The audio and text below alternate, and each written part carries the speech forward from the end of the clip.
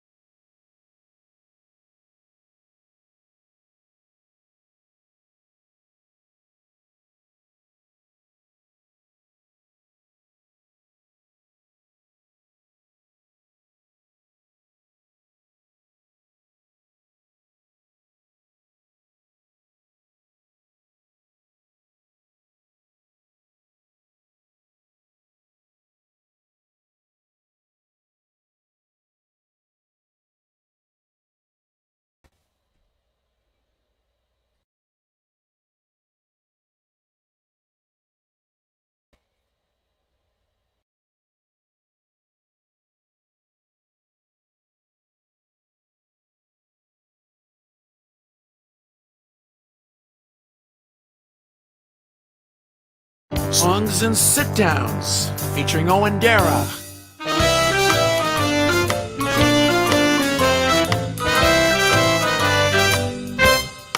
And here's Owen.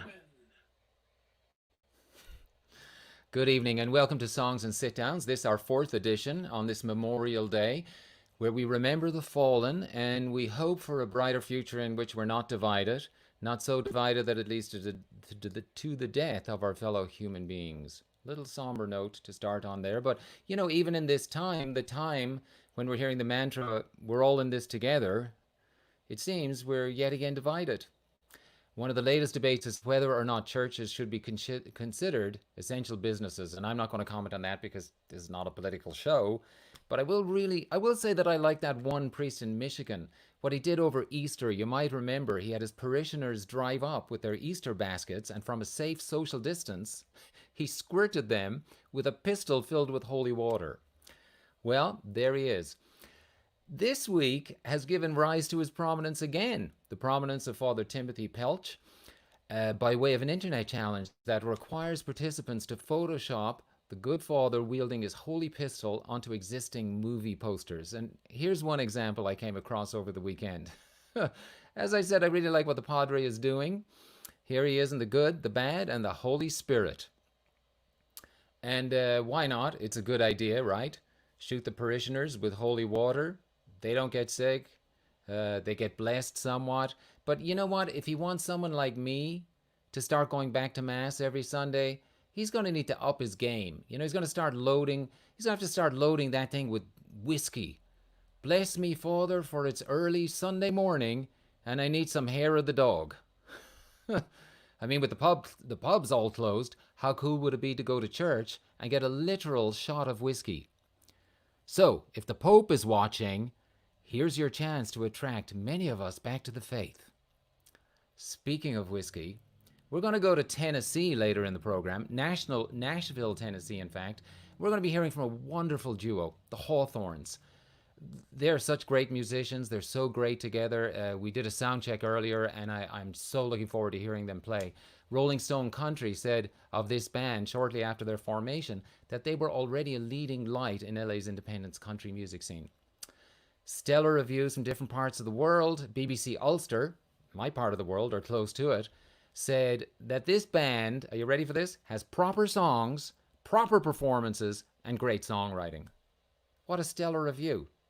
I mean, that's about, what is that, about 8 words? 6 to 8 words? That's all you need to know that they're a fantastic band.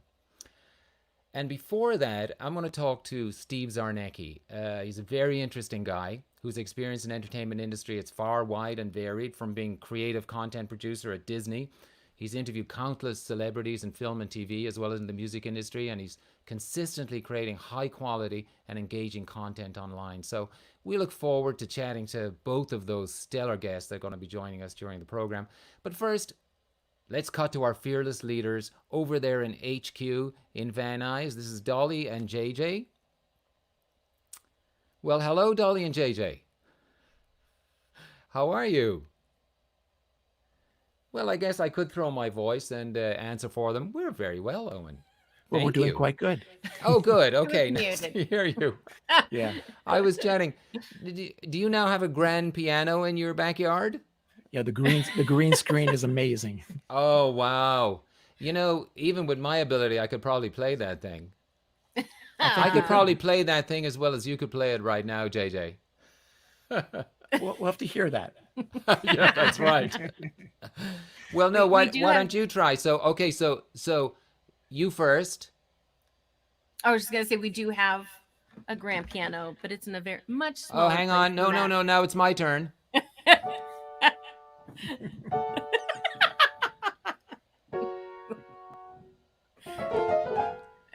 JJ, over to you, my friend. Beautiful, beautiful. That is Oh, beautiful. you see, I would feel really mean if I planned that bit, but I didn't. I just saw it in the background there and I was like, oh, this is a chance for some fun. You guys are fun. So what's going on? What's going on in your world? Because I haven't seen you in person for 2 months now, over It two is 2 months. months, but I Yeah. feel like we see each other practically every day on here, Yes, we or do. talk on the phone. I'm bothering you, Yeah, Yeah. as I cracking said the last whip. week, without Dolly, JJ and I, we'd just be texting each other about dental floss or something. You know, there'd be Dolly keeps us busy and keeps us going with her ideas, and we do appreciate that. Except you know when it's 7 o'clock in the morning and we're trying to sleep in, and the phone's ringing with Dolly's ideas. You're Anyway, so what's going on with our so YouTube not true. channels? Yeah, what's going on with our YouTube channels? Why don't we tell the good news So, to everybody? yes.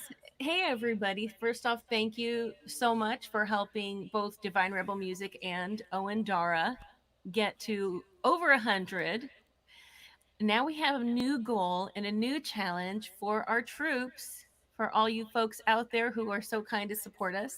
We would like to get to 1,000. Wow. So, I don't know. I think we could do it. I think we Yeah, could do it.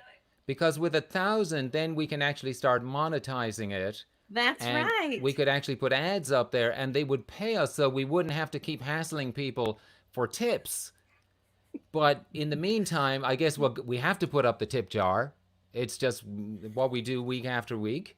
That's And right. if you'd like to contribute, as I always say, it's great to have your presence here. We're glad that you tuned in. But if you would like to tune in, if you would like to tip, also there's our YouTube channels, Divine Rebel Music Yeah. and / Owen Dara is the other one, which I was just able to change the So, name today with the help of the subscribers. So we really very much appreciate that. And there's a tip jar. If you'd like to throw something in that too, we would appreciate it. Um, and thank you guys. Hopefully we'll chat to you a thank little later you. in the evening. All right. We're Always good to looking see forward to you. this. Good show. Yeah, always good to see you. So now, as we always do each week, this is our fourth week, no different from before. We're going to go through the gig guide. These are the shows that are happening around Los Angeles.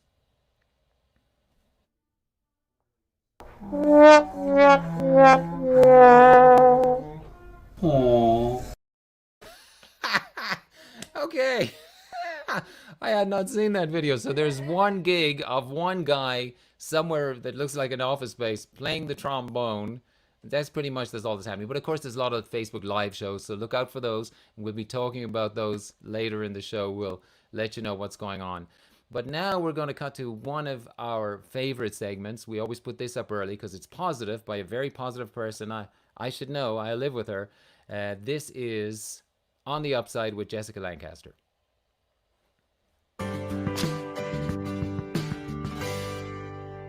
Hey guys, I hope you're having a good day. And here's a little news to hopefully brighten up your evening. You may remember this story from about a month ago. It's about Captain Thomas Moore. The captain is a decorated veteran of World War II, and he really wanted to help with the war on coronavirus. So, what he did is for his 100th birthday, he wanted to raise money for the healthcare workers by walking 100 laps with his walker in his backyard. He was hoping to raise £1,000. Well, unfortunately, he didn't raise that, but he did raise, are you ready? 32 million pounds. That's $40 million. This is a Guinness Book of World Records for the most money raised for the healthcare system. This past week, it was announced that he is going to be knighted by the Queen. This is not bad for a 100-year-old. This is not bad for anyone. In fact, what am I doing with my life? We all have that one teacher that we always think fondly of. Mrs. Ingborg teaches at the Bavnik School in the Netherlands, and because of social distancing, she hasn't seen her kids in 2 months, and she misses them. So she decided to knit little individual dolls of each of her students in their likeness, freckles and all. So when she showed this photo of all the little dolls of her students to the kids, they said, "Where are you? We need a teacher doll."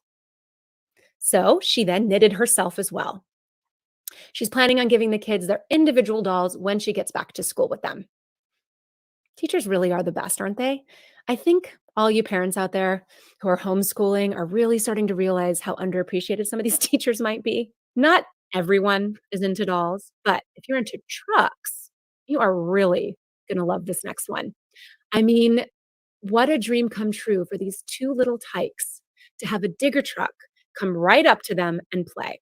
Way to go, man and digger truck. I mean, you are awesome.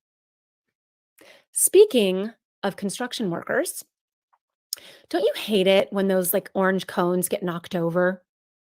It is really unbearable. Well, apparently I'm not the only one who hates this. I am so happy that I'm going to be the bearer of good news. I mean, I can barely believe what I am seeing. Hopefully, we'll have more stories like this in the future without as many puns. But meantime, just bear with us. Many musicians realize that backup singers just don't get enough credit. Well, I'm going to leave you with an example where the backup singer is really the star. Take it away, Kovu. We are not strong, and I'll be your friend. I hope you carry on, for it won't be long till I'm gonna need somebody to lean on.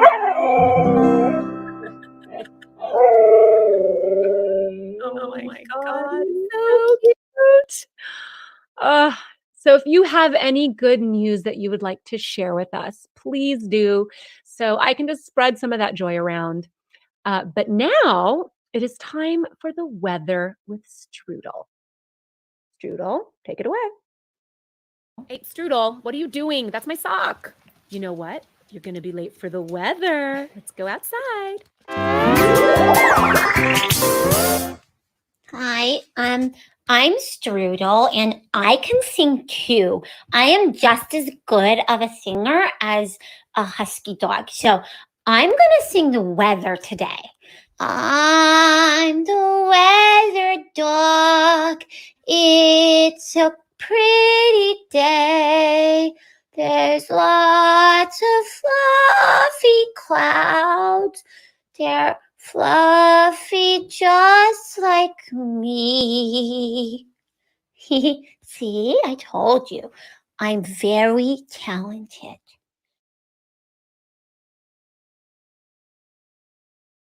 He's so talented, Strudel. There he is. Okay. And of course that was pre-recorded, Strudel. You did a great job. Now that you're live, would you give us a little demonstration of a song? Would you give us a couple of verses? I don't want to sing. Oh, he doesn't want to sing, but he's All wearing right. his tie. All Look at his little right. tie. Strudel, go back in there. Oh, say goodbye. Well, thank you, Strudel, and thank you, Jessica Lancaster, with the upside. That was great. Always enjoy some good news. We see so much other news that it's always nice to have the positive. And as Jessica said, if you have positive news that you want to send in during the week, do contact us, and we'll see if we can include it in On the Upside with Jessica Lancaster. So our first guest of the evening is a gentleman who's originally from Florida. He started off in entertainment in kindergarten, would you believe, where he played the role of Happy in Snow White and the Seven Dwarfs. And since then, he spent his life in entertainment, from playing the weatherman in high school in a segment called Steve's Wacky Weather Corner, to being a producer of film and TV in Hollywood. He's creating engaging and interesting content online, including most recently a show called Social Distance Sing. It's hard to say, but it's a great show, and it's a show of our times. Here to talk about that and much more, please welcome our first guest, Steve Czarnecki. No, tell him I'll call him back. I'll call it. I don't care if it's Steve, I think we'll go back. Let's listen in on that phone call. Let's listen to the phone call. no. It was Spielberg. Spielberg again trying to get in touch with me. Just I hate it when that happens. And well, did he want you to did he want you to direct like the next ET or something? He's interested in a project, but it's not Yeah. a big deal. I mean, between the two Steves, Steve Czarnecki and Steven Spielberg, I mean, obviously we're going to pick you every time, and it's a hassle when that guy. Now, I believe you actually live in the area that ET was filmed. Is that correct? Well, the ET house is maybe a mile from my house, so it's pretty cool. So Wow. yeah. And I see ET is right behind you. Oh, there he is. No. There he is. I have to ask Steve, because that looks like a cool room. Now, is that your space or is it your kid's space?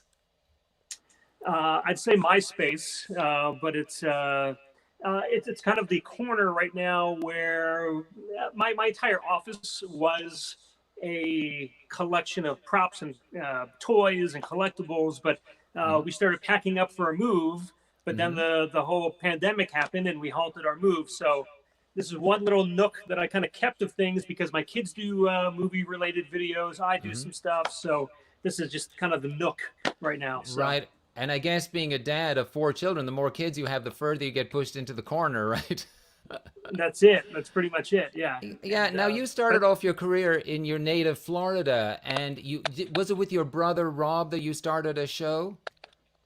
Well, so I was, my brother had, he was in high school at the time, and I got brought on as a producer for a local kids TV show. And I actually had tried out for one of the hosts, and they went through a whole process. They eventually got rid of everybody who they cast as the host, which was me, unfortunately, but they kept me on as a producer. Great. And then I said, my brother, actually, him and his friend do a morning announcement thing at their school on their TV. It's televised morning announcements. They're really funny. The kids love it.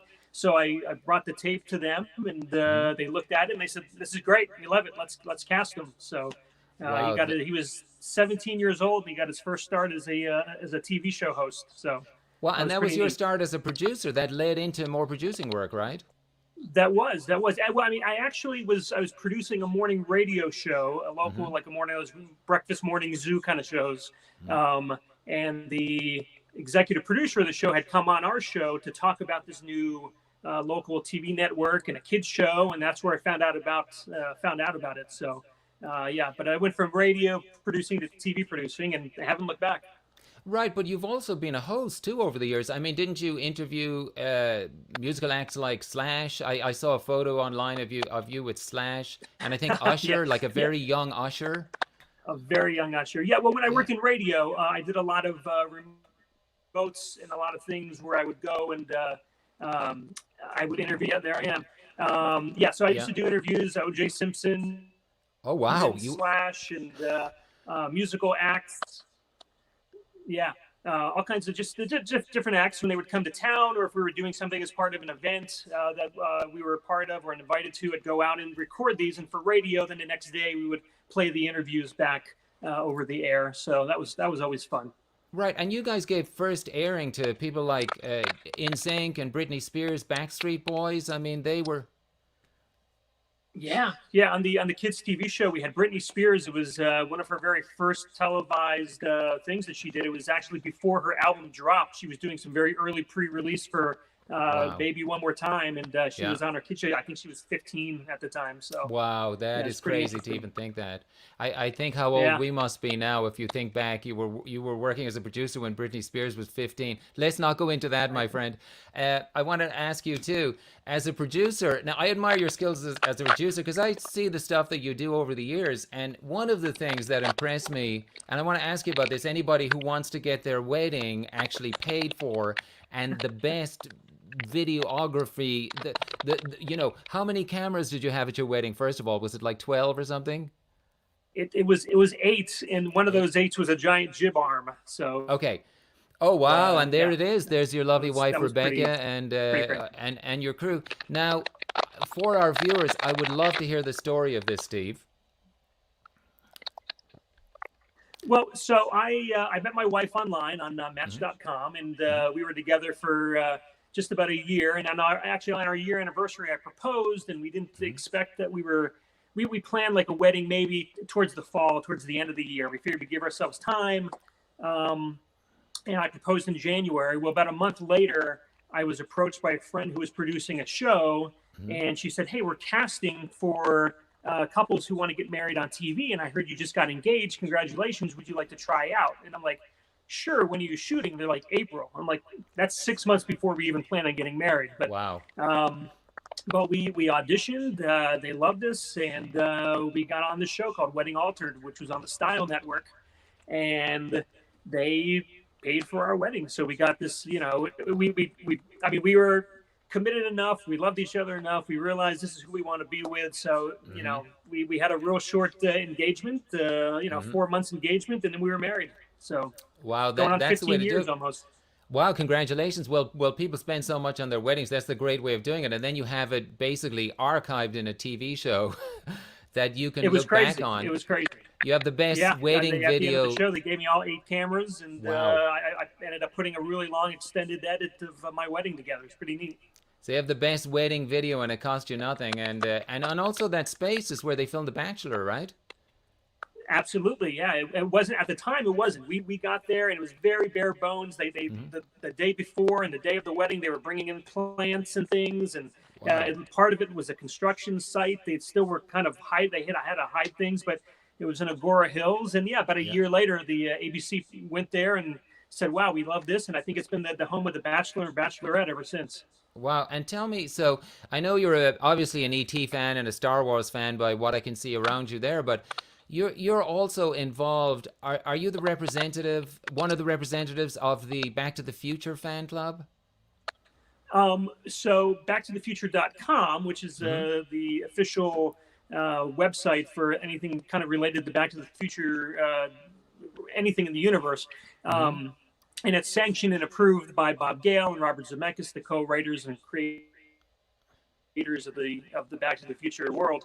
But I'm the West Coast senior representative of backtothefuture.com. So anything that happens in California, I'm usually there covering it, recording it, pretty much the liaison for Back to the Future events that are going on. So I love to get out there and do interviews or fan events or conventions or celebrations. This year we had a Oh wow, there's you and Michael J. it's a Fox. big celebration year for Back to the Future. So there he is, right there. Yeah, that's the man. Well, having been a fan of that movie ever since I was a kid, I mean, it's an incredible film. I think that's an exciting thing to be involved in. And also, there was a couple of photos came up just a little earlier of you in a DeLorean. Do you want to? I think it's not actually. I want to. Was that a short film or something that you directed? I heard something about that. So here it kind of goes back when I was in high school. I was the general manager of my high school's video yearbook, and the theme that I kind of interwove through this hour long of seeing montages and music videos of kids in English class and pep rallies and special events around the school. There was a story that I wove about Doc Brown going back to high school to warn myself that I had to edit the video yearbook in time to get it finished for the video yearbook release when the kids graduated. And anyway, 20 years later for my high school reunion, I thought, you know what? I was part of the high school reunion committee. So I thought it would be fun if I revisited this idea 20 years later and created a video that I can show at the reunion that kind of picked up where that video in 1990 was.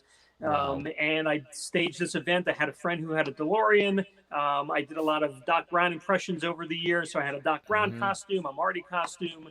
So you played both. You played both characters. You played both characters.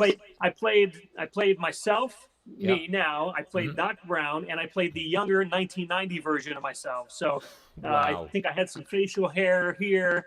And I had a shit for all the stuff with me. I shot all my stuff now that I shaved, so that way it'd be clean shaven and look like I did in, Mm-hmm. 17-year-old me. Mm-hmm. Wow. I guess, if people are doing something for their high school reunion, it doesn't get much better than that. Let me ask No, you, it was. so you were involved in marketing and segment producing at Disney. Can you let me know a little bit about some of the things that you created to help market the films there? Sure. Yeah, I worked in the motion picture marketing team at Walt Disney Studios in Burbank for just about 9 years. I was with the studio for close to 10. Um, so I did work where our department was in charge of making all the movie posters and the Mm-hmm. standees and the displays and the billboards and anything that was kind of creative print related is Mm-hmm. what we came up with. So I used to work with the teams, and we'd come up with concepts for the posters, or the fancy, the logos, or sometimes the catchphrases for a movie, Oh, um, wow. and sometimes trying to figure out where else you could promote creatively around the theme parks or movie theaters. So part of my job with that was just kind of coming up with crazy ideas, and I always do, and I love puns and things like that. So, for Toy Story, I created a standee that you walk in and makes it look like you're a toy, and you kind of pose like Oh, you're in the wow. packaging of a Toy Story toy package. Mm-hmm. Those went into theaters, and they had one at Disneyland. But one of my favorites is one called the Toronto Rail. So you've heard of you've heard of the monorail at Disney, I'm sure, right? Absolutely, yeah. Oh, wow, there it is, yeah. Right. So this was an idea when Tron Legacy came out. Tron Legacy came out, I think it was around 99 or so, 98. Mm-hmm. And I had this idea. I was actually at an Outback Steakhouse with some friends, my wife, and I was covering an event for D23 at the Disney Fan Club. And I swear to God, I was having a bloomin' onion. And I was Mm-hmm. sitting there, I was exhausted, and I thought, the Toronto Rail. It's like a monorail, but it's Toronto Rail. So it was the Toronto Rail. So, and I saw my boss there the next day, and I told him, and he was like, "Oh God, I hate that idea," because he hated my punny ideas, Yeah. even though they were good. Yeah.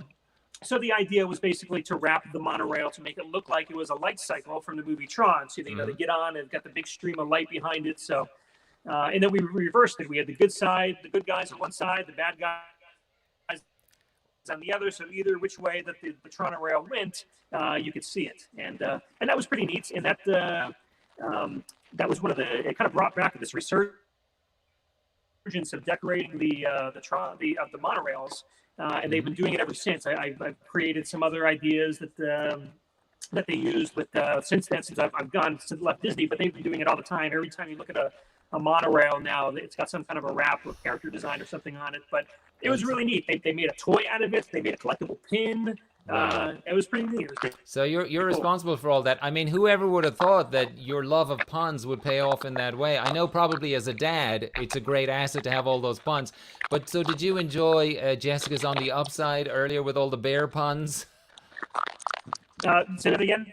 Did you enjoy Jessica's when she was reading about the bear with all the bear About the bear, puns? Yeah, I figured you would. Well, Steve, I want to ask you about your latest project, because this is a new project, right? The Social Distance Sing. Yeah. Can you tell us a little bit about that? Again, another one of those crazy puns that just happened out of the blue. I was taking my kids and teaching them how to ride bikes one day, and then I think one of them said something about make sure we're doing social distancing, and I'm like, social distancing? Oh wait, well, sing. How about sing? And I had this idea, like maybe we can take this. I feel like Doc Brown. Marty, I've got this idea. I got the eccentric background quality. Let's go back to the future. Social distancing. I love it. But yeah, so this idea I had of like maybe we make this kind of a concert event where all kinds of artists get together, and they can come together to form a charity event, and and a social distancing. But then I called a buddy of mine who his name's Adam Gaynor. He's formerly with the band Matchbox 20. If you've ever heard of that. Yeah, I know it, yeah. One of the biggest bands of all time. Yeah. And he's a super creative guy. And I said, hey, I got this idea.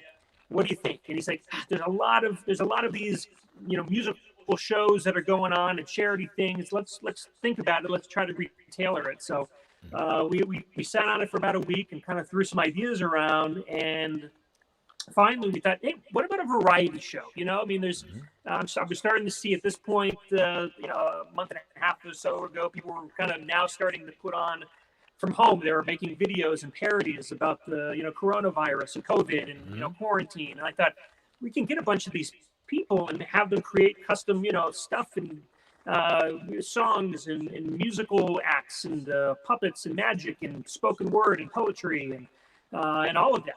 So we've got this great show that's an infusion of all these wonderful things that people are creating from home, that is content inspired from self-isolation and whatnot. Right, and it's very well produced. I mean, obviously you hooked up with Adam Gaynor, who's professional musician from, as you say, one of the biggest bands that we had in the 90s at least, and you as a producer. So it looks very slick and professional, and you're getting really great content. We have singer-songwriters that watch this show. What would somebody do if they wanted to submit a song for your show? Well, I mean, the idea is it's a quarantine-inspired variety show. So, however you're feeling, however this, global pandemic is affecting you, whether it's a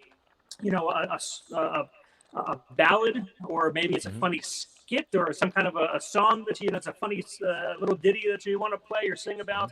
You just go to www.socialdistance. People even say www anymore. I don't even know. I don't think so. It's, yeah, I don't think so. It's social. Well, you're distance. Into ponds, you get away with it. Yeah.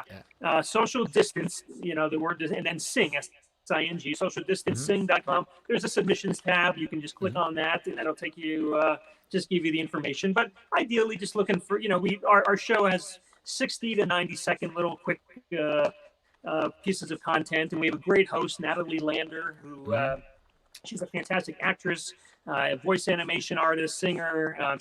She really drives the show. So happy to have her on board.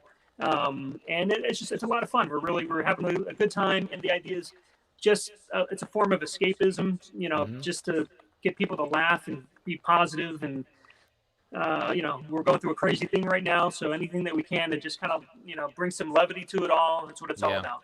Yeah, that's great. Well, thank you, Steve. We'll keep an eye on Social Distancing, and we hope that you get more great submissions. And, I've seen the show, and you're right, your host carries it. It's so professional looking. Your content is amazing, as it always has been. Even your wedding, your content was amazing. So I want to thank you so much, Steve, for chatting with us today, and hopefully we'll get a chance to chat to you again soon. I appreciate it. Thank you. Thank you, Owen. Thank you, guys.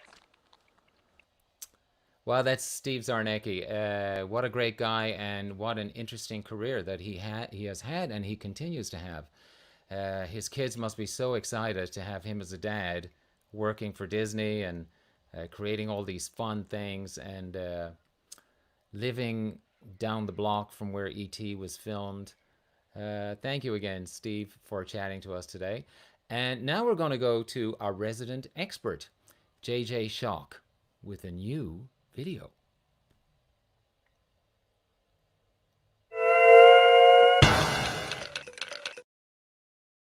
Hey, honey bunny, you want to make some lemonade today? Yeah? If so, we need to get some lemons from the lemon tree, right? Right. Okay, let's get them. So we have a lot of lemons in this tree, and we just need to get them. So I can't quite get them, though. So how do we get them? Here's how we get them. So I'm going to shake the tree to try to get the lemons down.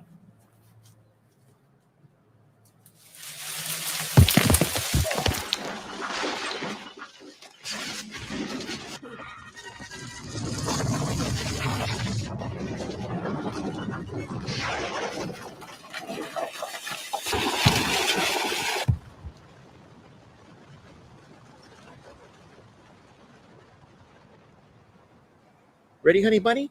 Let's go make some lemonade. Okay? And I think I should stick with more technical things. Yeah, more technical things. Yeah, well, life gives you lemons. You basically knock over the whole planet. JJ, that was fun as always. And now for another take on much the same subject, I think we're going to cut to our guest expert. And I'm not sure how this is going to go or what we're going to see. But here she is, Miss Morella.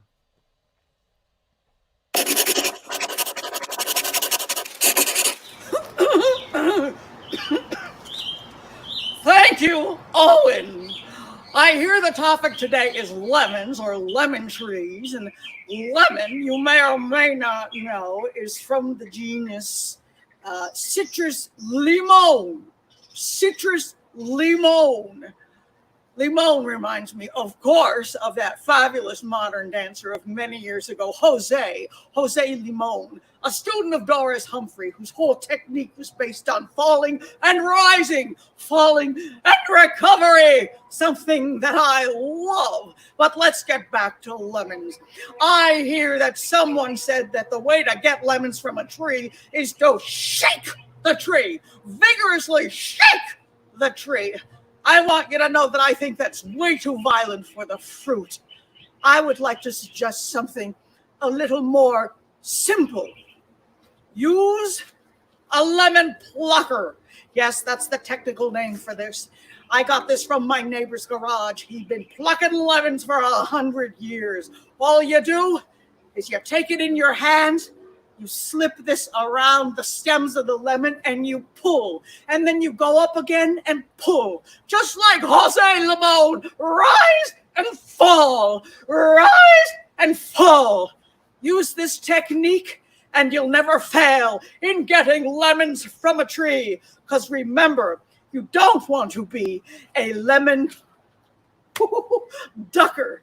You don't want to be a lemon ducker. Right. Missed me. Oh my God, that's Miss Morella. Yeah, you do not want to be a lemon ducker. I've always thought that. What an entertaining and informative video. Thank you so much, Miss Morella, who looks uncannily like Judy Nazametz, but I'm not quite sure. Thank you so much, Miss Morella. We hope we'll be seeing a lot more of you in the future. Now we're going to go to a new segment, a brand new segment. Yes, we do have them. And this is what we are calling Video of the Week. Now, sometimes you have a segment and then you look for material. Well, material just finds us on occasion. And this week, Dolly, I, and JJ, and a few more people involved in the show saw this one video that was posted on Facebook. And we just said, it's so beautiful. We need to start our video of the week this week with that video. It's by a fine musician and songwriter. He's both funny and moving, and this is a beautiful song, Marty Axelrod.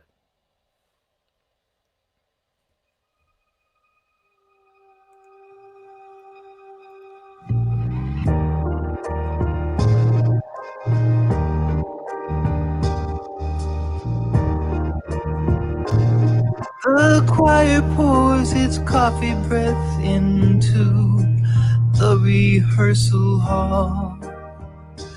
And because we have no audience, the echo resounds against the walls. At the final chord, we all stand still and let it taper down. Then someone laughs and others hug as we board the bus into town. We'll be singing all night long, a vigil for a singer who is gone. Hopefully the weather will be fine and the candles shine. We'll be singing, why, Lord, why? But the answer is not to be known. Somehow our harmony survives the loss of a voice, one of our own.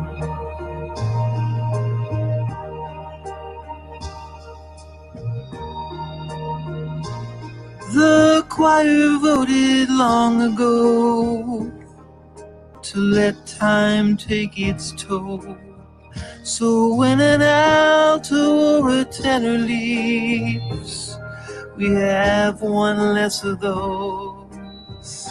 So the blends become unbalanced, but it's music to our ears. Someday the last one of us will sing a solo here.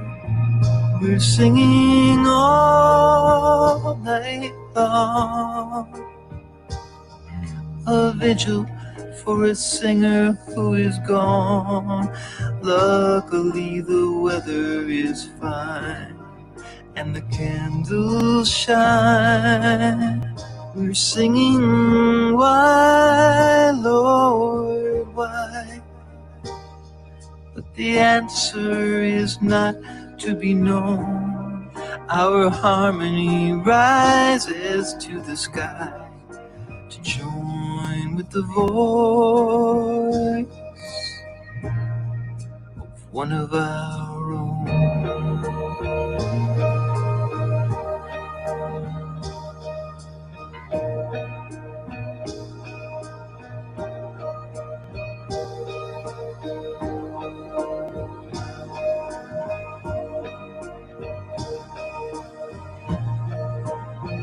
We're singing, why, Lord, why?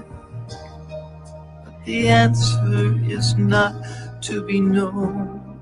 Our harmony rises to the sky to join every voice as one of our own.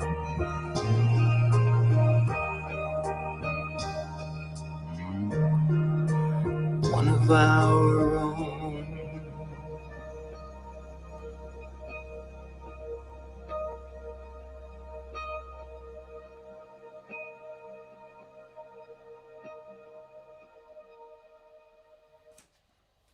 Wow, that's one of our own.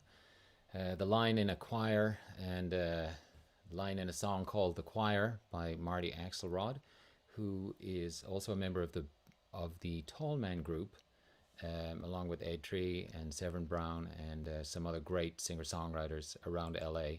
That was just beautiful, and hope you enjoyed it as much as I did. And now we're going to move on to a segment that we like to call Bites and Booze. Now, last week, if you were tuned in, Darcy surprised us with a recipe for Bloody Mary that you could hide in a coffee cup, and you could basically go to work and have a Zoom call and make it look like you're drinking coffee, but you're actually drinking a Bloody Mary. And what a great tip and a great recipe. So looking forward to hear what she has for us this week. Bites and Booze with Darcy Lynn.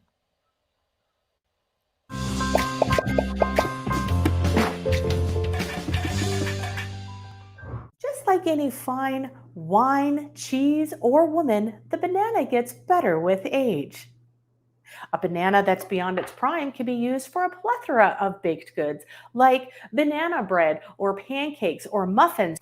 If you ever find yourself with an abundance of overripe bananas, simply peel back those bad boys and slide them into the freezer for later. Today's recipe is a delicious and fun dessert topping, boozy bananas, with just a few simple ingredients, including your favorite flavor enhancer, booze, and some dramatic flair. You can create a decadent dessert topping for ice cream or to eat in the closet by yourself. No judgment. To a heated medium-sized skillet, add 1/4 cup of butter. Once the butter has melted, add a 1/2 cup of brown sugar and stir until the sugar and butter start rolling together like a couple on their first date. Add in 3 cups of sliced bananas. I like to use bananas that have just begun to turn brown, still a little firm with a ripe sweetness, like Brad Pitt. Yummy. Do a bitchin' food flip like I did here, then cook the bananas until tender. Pour in 1/3 cup or more, depending on your day, of dark rum. Make sure it's dark spiced rum, not the clear stuff. That's for another day and recipe. And now for the fun part. Light that bad boy on fire.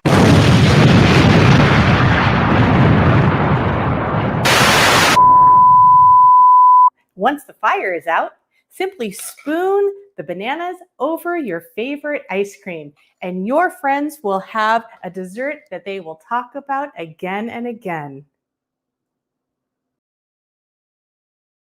Okay. Thank you, Darcy Lynn. Also causing destruction, as with JJ Shock's video. Very funny, very good, very informative. And she produces, writes, performs, does all the work on that herself. Thank you, Darcy Lynn. Such a pleasure to have you each week and to see your wonderful videos. Now we're going to move on to our featured musical artists, and we've been looking forward to this all week. At least I have. I've been listening to their music, and this is Johnny Hawthorne and KP Hawthorne, which are a duo. They're a duo together called the HawtThorns. Their combined talents on guitar, vocal production is evident in their recordings and their live performances. And tonight, from them, we're going to experience a little bit of both. But first off, by way of introduction, here's a clip from their new single, which debuted earlier this year on American Songwriter magazine. This is Memphis Rain.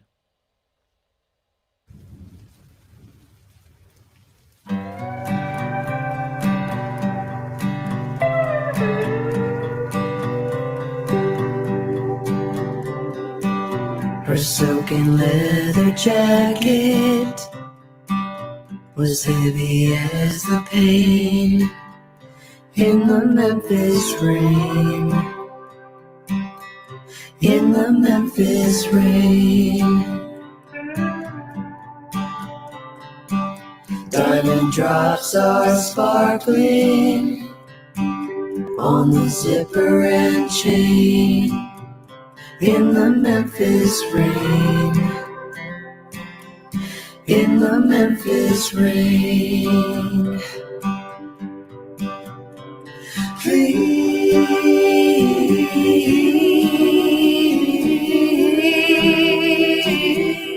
Please, silver lining, my old friend, come back around again. In the Memphis rain. In the Memphis rain.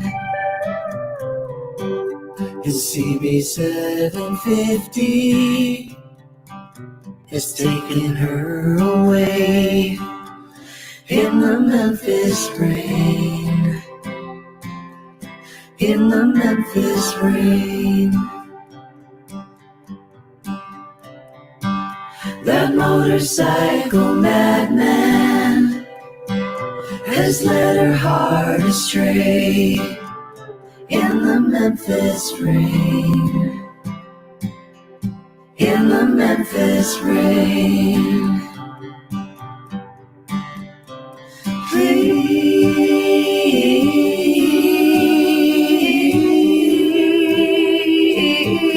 Please, silver lining, my old friend, come back around again. In the Memphis rain. In the Memphis rain. Wishes are like lightning. Don't you move too slow. In the Memphis rain. In the Memphis rain. The pain comes when you touch one and have to let it go. In the Memphis rain. In the Memphis rain. Please,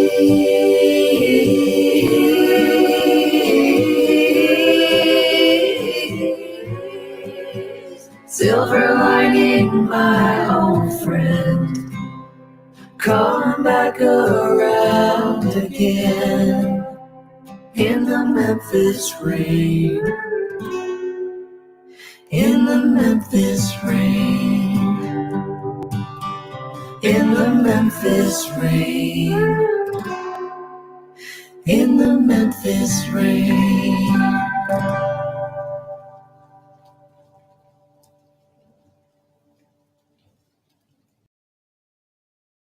Memphis Rain. Wow. Thank you so much, the Hawthorns, and let's meet them.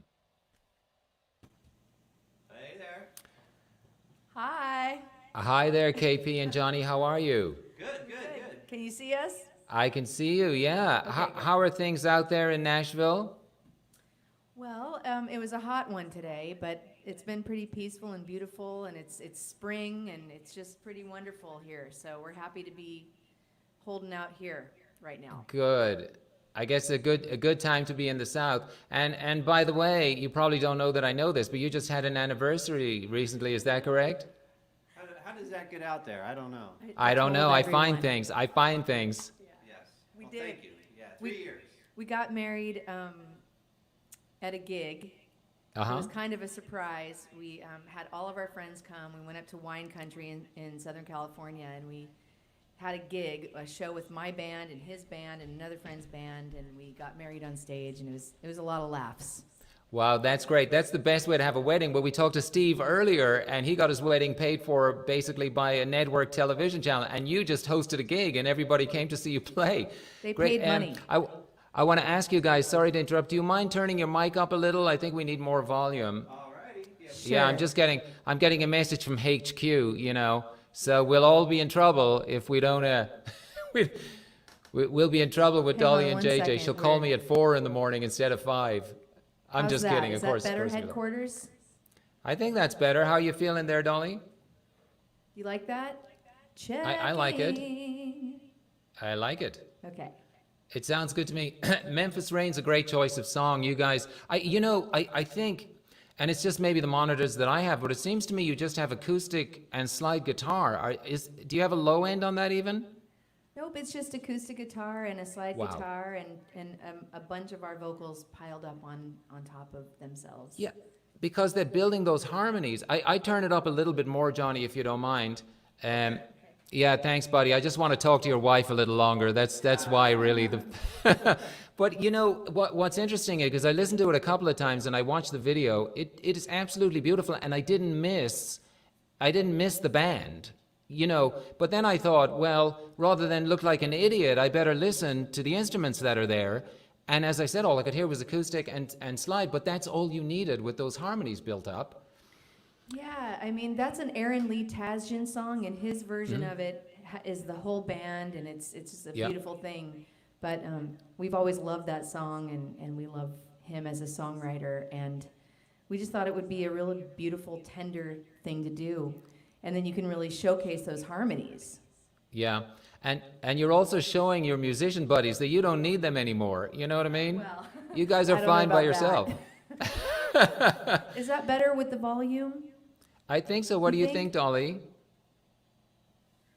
Well, yeah, I think it is. I think she's given me a yes. She's Okay. happy. Okay, so we're all good. Okay. We're not gonna get into trouble at the end of the show, apparently. And now, of course, you played with other bands before. So KP, of course, you were with Calico for the couple of years you guys were together. Yeah, we were a band for about 6 years. Wow. It was we did a lot of touring, a lot of we did 2 full-length records and some singles, a lot of videos. It was a lot of fun. Yeah, and you played some great shows. You were at the Troubadour, amongst other places, and then Johnny, of course, you were with. Is it Toad the Wet Sprocket? Am I right with that? That is correct, yes. Yeah, I have to ask you, where did that name come from? I'm sure it's on everybody's minds. Well, from what I understand, it was taken from the Monty Python and the Holy Grail. Ah, okay. Somewhere in there that the it's said or something, and they, what a great name for a band, right? You never forget it. You know what's interesting? In my country, I grew up in Ireland, as you might have guessed by my haircut. That film was actually banned. No, The Life of Brian was banned. That's what it was. It was actually banned there. You couldn't see it. So, and also you were in the Johnny Hawthorne band. Now, I'm not going to ask you, Johnny Hawthorne, how you got that name. We'll Right. leave that for another time. Right. It was hard But- coming up, yeah. Yeah, hard so coming you out. guys, now, here's something I want to ask you about, a song that I came across that you guys do called the 405. Are you planning on singing that today? We weren't planning on it. Well, no, that's okay. I can ask you the question then. Yeah. I didn't want to spoil it, but if you're not planning to sing it, so I play lap steel on that one as well. Yeah. So it would have been kind of hard to do that and sing on the mic. And, right, I see.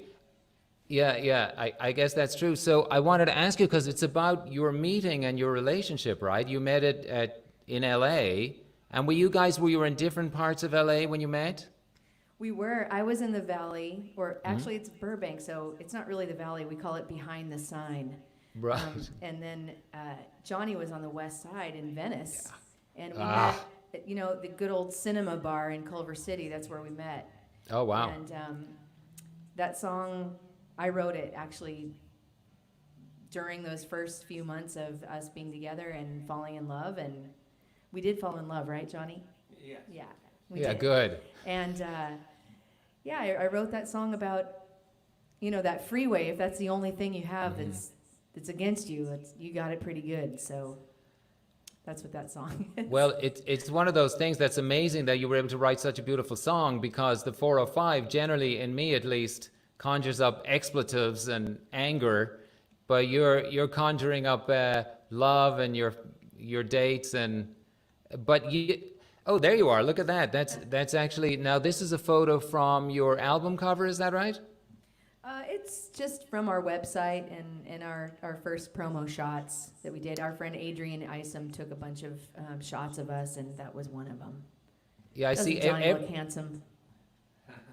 Yeah, you see, now we get a look at handsome Johnny there, because in the video we just saw, Memphis Rain, we were just seeing your shadow, and I thought, were you like having a bad face day or something? And you were like, don't shoot my nose. I'm very shy, Oh, you are? Okay. Well, I have a lot more to talk to you guys about, but we're just dying to hear some of your live music. As I said in the sound check earlier, you guys sounded so fantastic. So if you don't mind, I'm going to hand it over to you for a couple of songs, and then maybe we'll have a little chat afterwards, and then we'll have another song before we let you go. That sounds good to us. Okay, this is the HawtThorns. The song's called Shaking.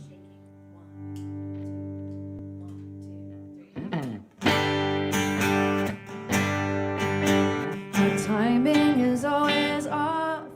That's our history, my friend. The cycle is long, and I'm not strong enough to watch it go around again. It feels so heavy now, as low as a baritone. I've got plans to lighten up, even if I gotta do it alone. It's time we leave behind what we've outgrown. Ooh, we were shaking when we should have been swaying. Ooh, we were screaming when we should have been singing. Ooh, we were thinking when we should have been feeling.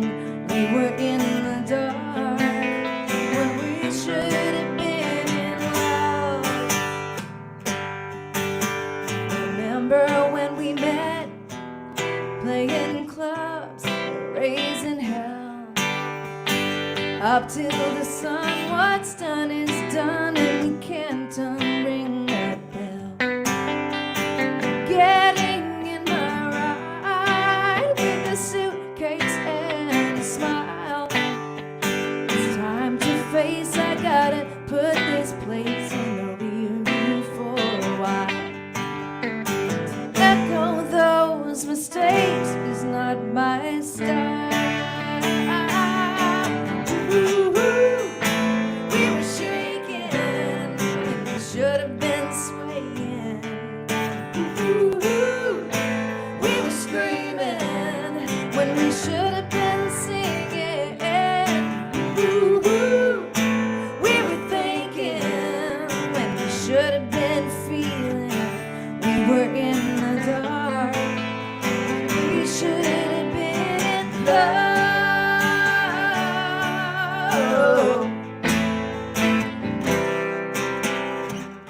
When two lights cross, love is in disguise. What do you see when you look in my eyes?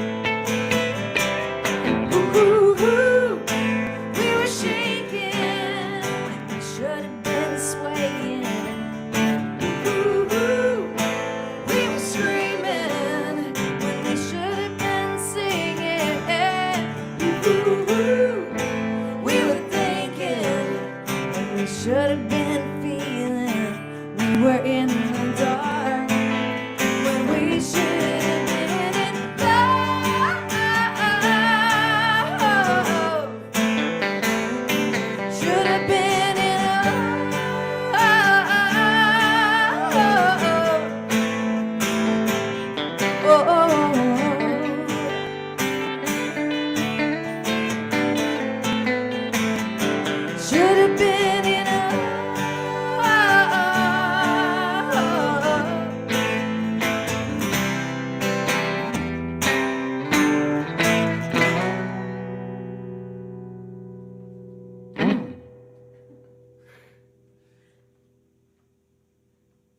We're gonna do another one now. Oh, do we do another one? Okay, let's do another one. Let's see. Well, we're going to do another one. We're going to do a song called Rebel Road. This is a song for the ladies, the strong, strong ladies who are doing amazing things and following their own path.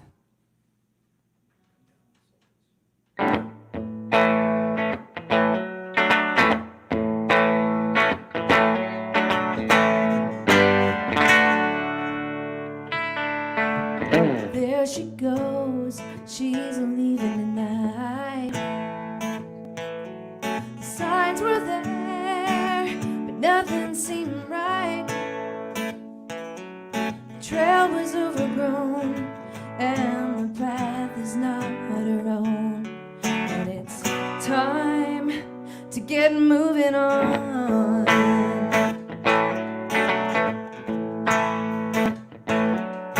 Said it's time to be living right.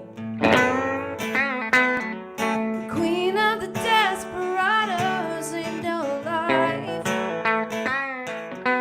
Hopes are on the way to know yourself is everything.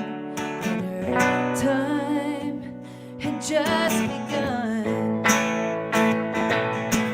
Oh, when she gets there, she'll know where she's been going. All the gates will open and the love is overflowing.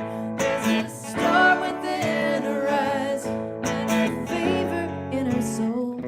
Everywhere she goes, she takes the rebel road.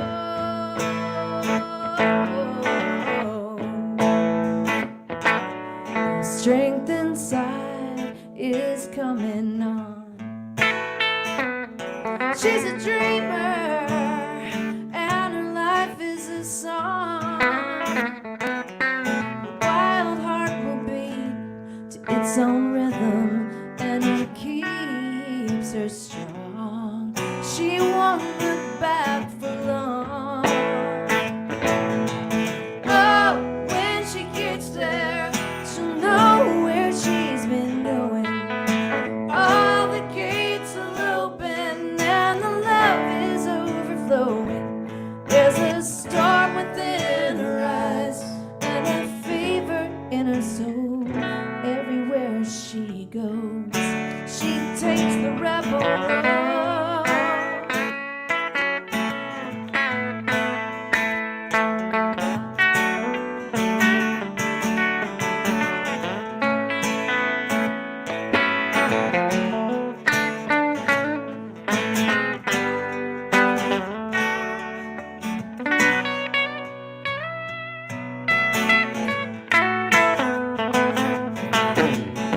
She looks so starry-eyed and waiting on the wind.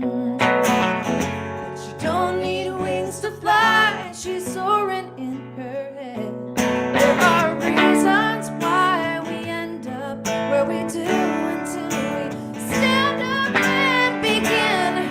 Oh, when she gets there, she'll know where she's been going. All the gates will open and the love is overflowing. There's a storm within her eyes and a fever in her soul. Everywhere she goes, she takes the rebel road. She takes the rebel road.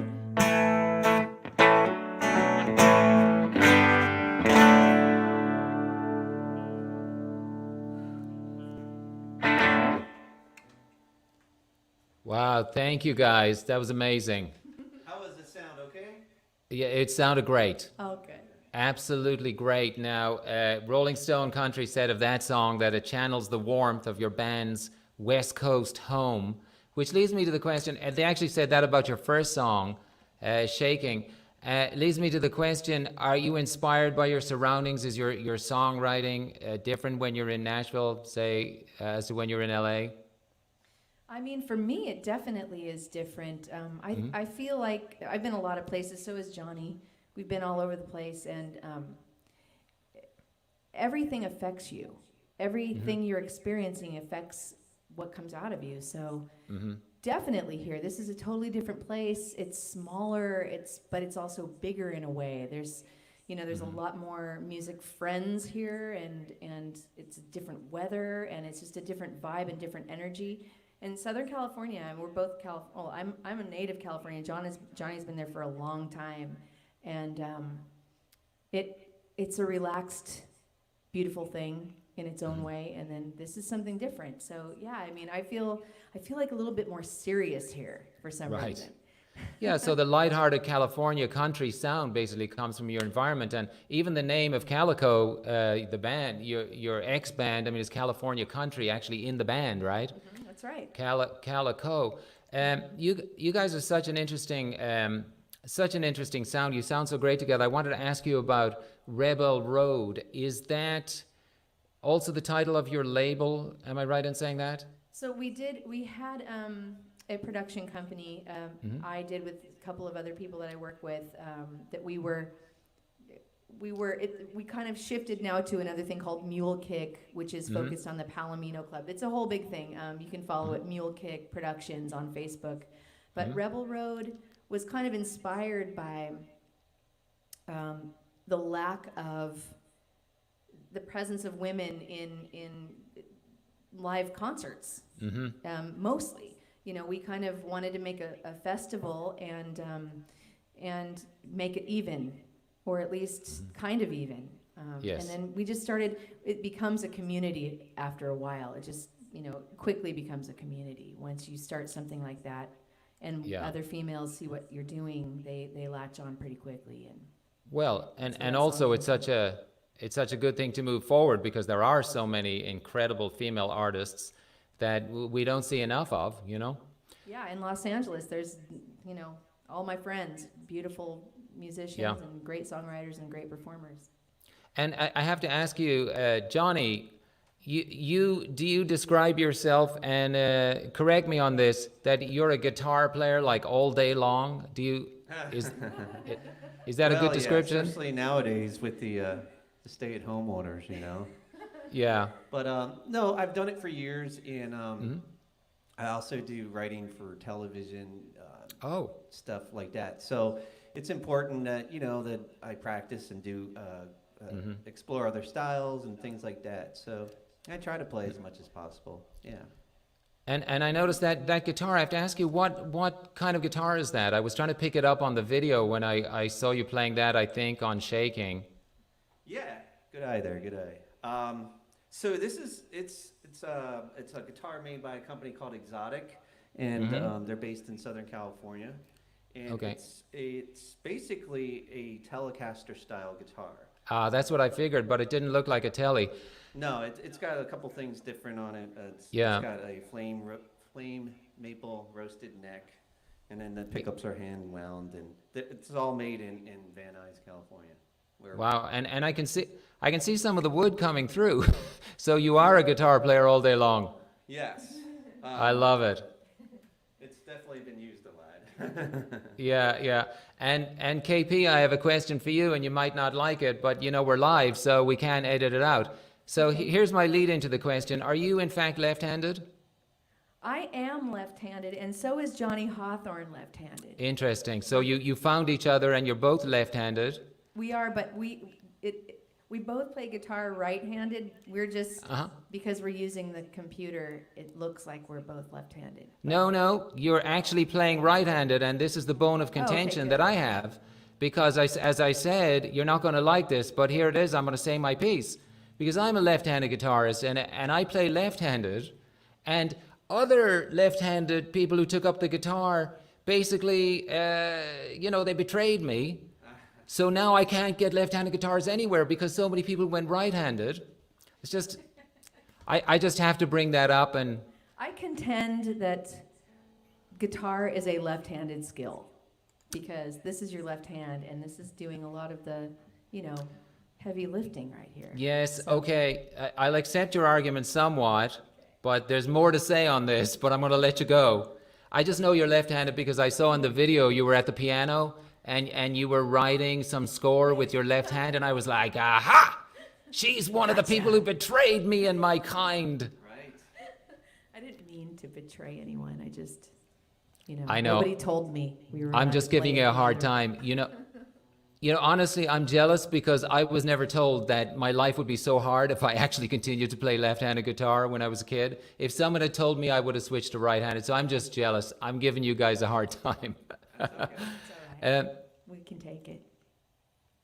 I appreciate that. Thank you so much. Well, speaking of that video and you being at the piano, do you write actually on the score, or do you do it as it is in the video, or is that just for the visual? That was kind of for the visual. I mean, there's so many different ways we go about writing. Whatever inspires at the moment. If it's a lyric or a melody or a guitar chord or something Johnny's playing, and you just have to stop what you're doing and take care of that when it's Great. happening. That's awesome. Well, you guys are a great team, and thank you. And again, sorry for giving you a hard time about the left-handed thing. I'm just kidding around, sort of. Yeah, I got you. We'll talk about that later. He always says he's All right. ambidextrous, but hey. Oh, that's even better. See, I'm completely left-handed. Anyway, thank you guys so much. If you would grace us with one more song before we finish, I would really appreciate that. We'd love to. Would you like to do Broken Wings? Or? Yeah, Okay. Broken Wings, that's a good one. That was the one we did in sound check, so we might as well not waste it.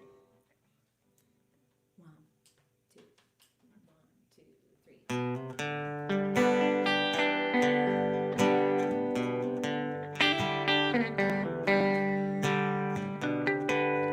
3. You called me friend. I was there for you. It was just pretend. I believed in you. We were making plans. You had your own. And when you cut me out, it cut me to the bone. Guess I'm glad you let your real colors show. And it clips my broken wings to keep me on the ground. And you take my everything, so don't try to tell me that you love me now.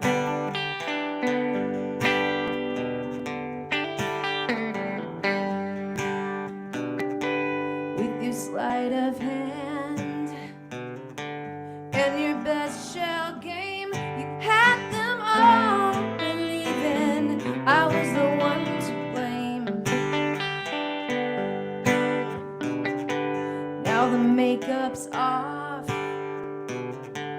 and the curtain's down, and we're standing eye to eye. There's no reason left to lie. The truth is all around. And it clips my broken wings to keep me on the ground. And you take my everything, so don't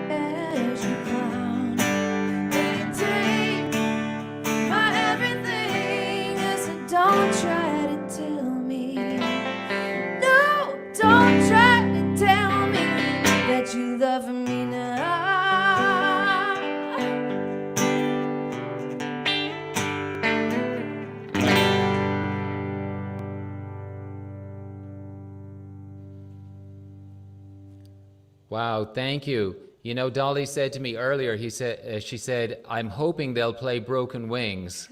And there it is. Oh, well, that was for Dolly then.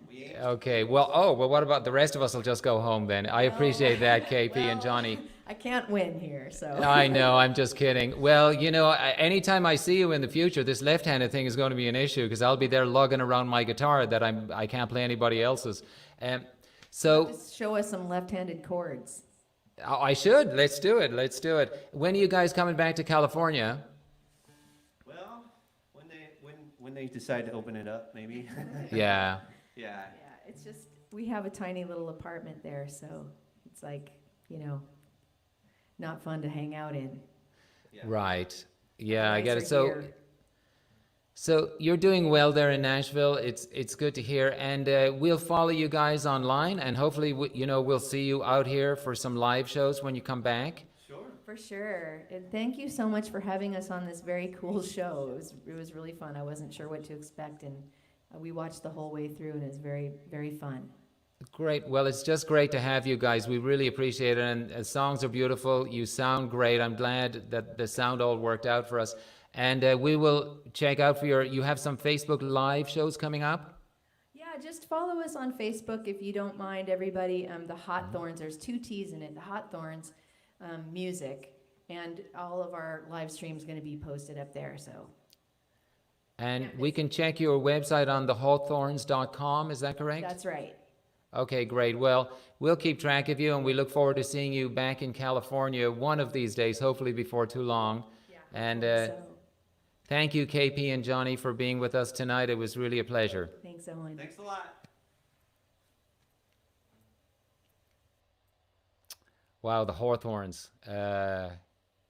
What a gift. What a joy to see them. I should mention the tip jar at this point. We share the tip jar with the musical artists. And I think Dolly's going to put it up there one more time. If you guys feel like contributing, we really do appreciate it. If not, we really do appreciate your presence also. Going to go through the gig guide now. Coming up, we're going to have some Facebook Lives. And if you look Monday, the 1st of June at 7 p.m., we're going to be back this time next week with Songs and Sit-Downs with Owen Dara, featuring Paul Loudon. Paul Loudon's a very interesting guy who talks about how comedy cured his cancer. Unfortunately, he contracted cancer in his 30s and came very close to death, and he survived, and now he's done some great things online with comedy. He's a very positive guy, good guy to chat to, so we look forward. And we have Freebo, who, as we know, is a legendary musician, played with Bonnie Raitt for a long time, and many other artists, wonderful bass player, and some brass instruments, I believe, tuba, I've seen him play also. Monday the 8th of June at 7 p.m., Songs and Sit-Downs again, featuring Jeff Kravitz and Greg Gilman. So that's going to be a fun show in 2 weeks. Please come back for that. For that, Sunday, June 14th at 5 p.m., we're going to do our second Sunday Songwriter Series. And we do this once a month. Usually it happens live in a venue in Montrose, and it's always a great day. The last 2 Second Sunday Songwriter Series have happened online, as they will this time, Sunday, June 14th. So please come back for that. If you would like to submit a video for the open mic, check out divinerebelmusic.com/open mic instructions. And we're going to have our featured guest. We'll have 2 featured guests, one of whom is Alessandra Neiswanger, and then the second guest will be announced closer to the date. So please keep an eye out for that. And then Monday, June 15th, we'll be back with Songs and Sit-Downs. We're going to have Pure and Weary, wonderful comedy duo, and also the Grammy Award-winning Ted Russell Camp. I interviewed him for Songs and Sit-Downs for Second Sunday Songwriter Series last night, and last month. He's really a great musician, great character, lovely to talk to. So we look forward to that 3 Mondays from now. And then Saturday, June 20th, we're doing Sweet Sounds Around Town. It's going to be featuring Non-Duo, which great duo. We've seen around town a lot, and they've joined us for Second Sunday many times. And the second artist also will be announced closer to the date. We want to thank everybody who participated tonight in the show. Of course, Dolly, JJ, Jessica, Strudel, Darcy, Judy, Marty, and our special guest, Steve Czarnecki. and the HawtHorns. It was really a pleasure to see you guys. And there's the tip jar up on your screen if you'd like to throw something in that before we sign off. And thank you, of course, our audience and our supporters. We really appreciate you very much. We thank you very much for being with us. And we look forward to seeing you again next week. Until then, be safe and be kind. Thank you.